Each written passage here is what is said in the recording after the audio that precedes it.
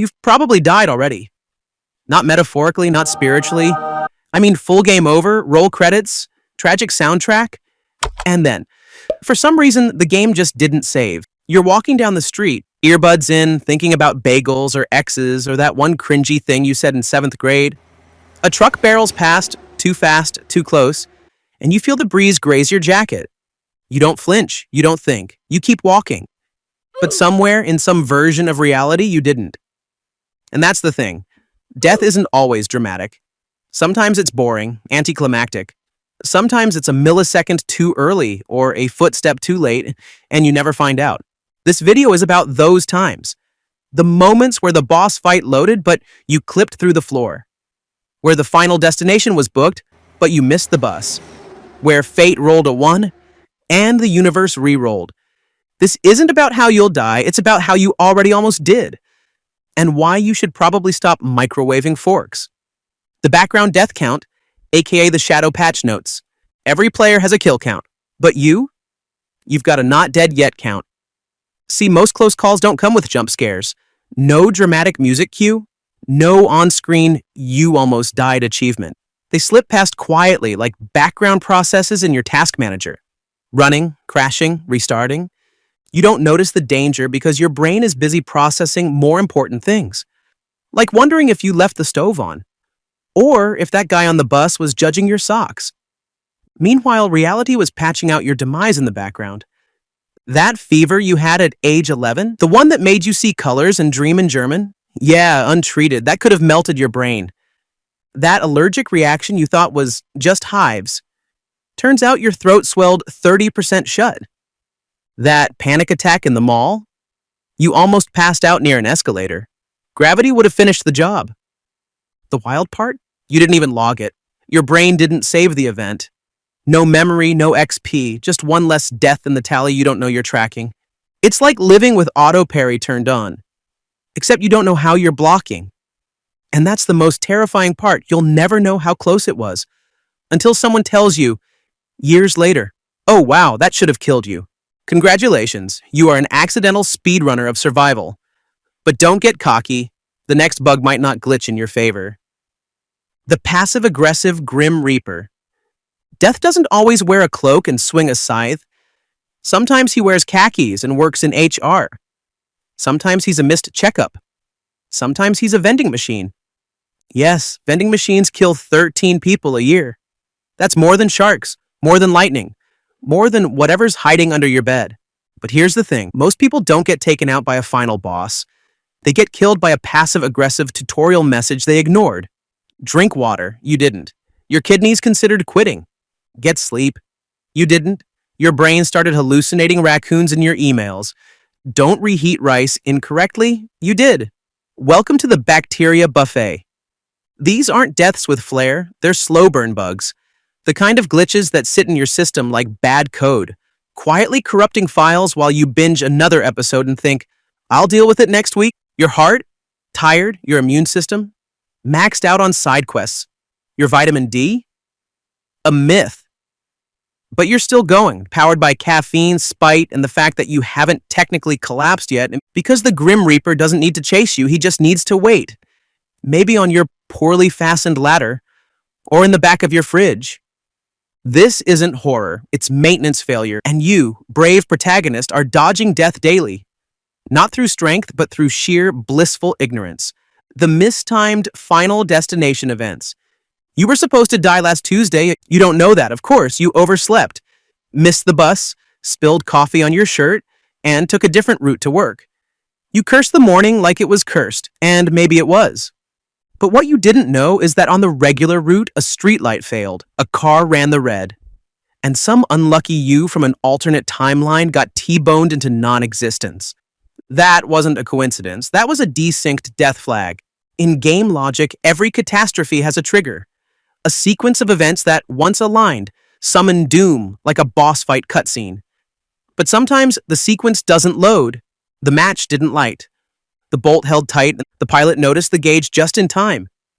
You're not surviving through skill. You're surviving through timing bugs. Sometimes death sets the stage, loads the assets, tunes the violins, and then your dumb, beautiful human chaos interrupts the script. You texted back late. You forgot your wallet. You got into a dumb argument that delayed you 3 minutes. And that was enough to throw off the cosmic choreography. You zigged when the timeline said zag.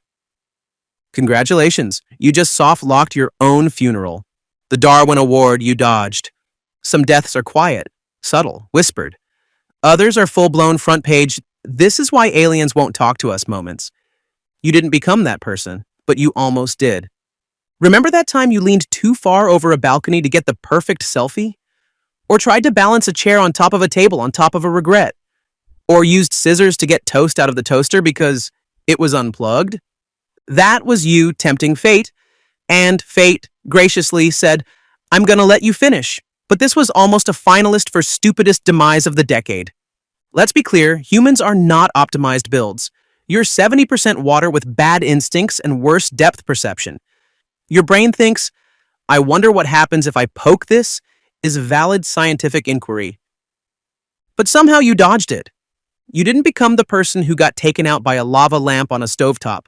Shout out to Philip Quinn, the incandescent martyr of impatience. You didn't get crushed by a cactus after deciding nature needed to catch these hands.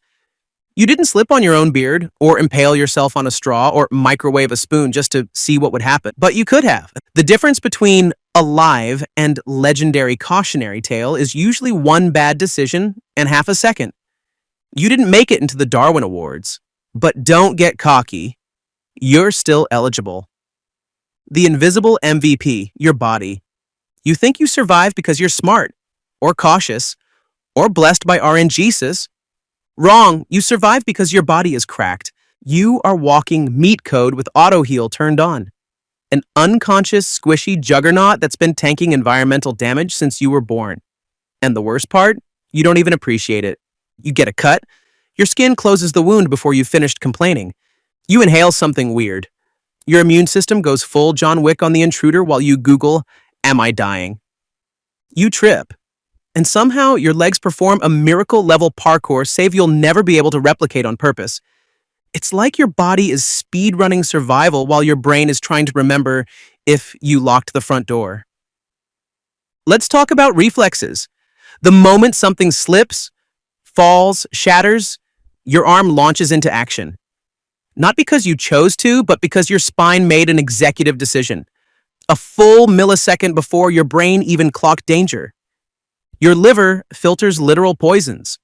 Your gut houses a second brain that makes decisions before you can say, "Why do I feel like crap?" Even your nose knows when something's wrong. You ever smell bad shrimp? That's your olfactory system throwing an internal fire alarm before the bacteria gets past customs. You're alive because your body didn't trust you to handle it. And it was right. So maybe say thank you the next time you sleepwalk out of a cold or recover from whatever questionable food truck you decided was worth the risk. Your consciousness is just the face of the company. Your body is the unpaid employee keeping it running. The butterfly effect deaths that weren't. Every so often, life glitches in your favor. You miss a train, spill coffee, your phone dies. It feels like bad luck, but later you find out that train broke down. That meeting got canceled. That friend you bailed on tested positive for something contagious. And it's easy to say, "Wow, that's lucky." But it's not just luck. It's the universe skipping frames and accidentally saving you in the process. This is the butterfly effect in reverse. The timeline where the disaster didn't happen. The fire alarm that went off just in time. The one time you actually listened to your gut and stayed home. Sometimes you get a feeling, not fear exactly, more like narrative dissonance. A sense that something's about to load wrong. You turn around, cross the street, go back for your jacket, and that tiny choice pulls you out of the boss fight you didn't know was queued up. Some people call it instinct, some call it divine intervention, some call it dumb luck. But what if, just maybe though, those weren't coincidences? What if those were dev notes? A patch applied mid-run, a cosmic rollback. You didn't just almost die, you slipped dimensions to the version of reality where you didn't. Let's recap. You've ignored food safety protocols, played chicken with traffic, used ladders in ways OSHA would faint over, had organs fail quietly while you debated whether it was worth seeing a doctor. And yet, here you are, not because you're careful, but because the simulation glitched in your favor, because your body did the work, because randomness rolled a nat 20 when you weren't looking. You didn't dodge death, you just haven't caught up to it yet, so maybe pause for a second. Thank your liver, apologize to your joints, stop microwaving mystery Tupperware. Because one day, the boss fight will load correctly, and next time, the bug fix might already be installed. Until then, keep living like you don't know how close it was. Because you don't.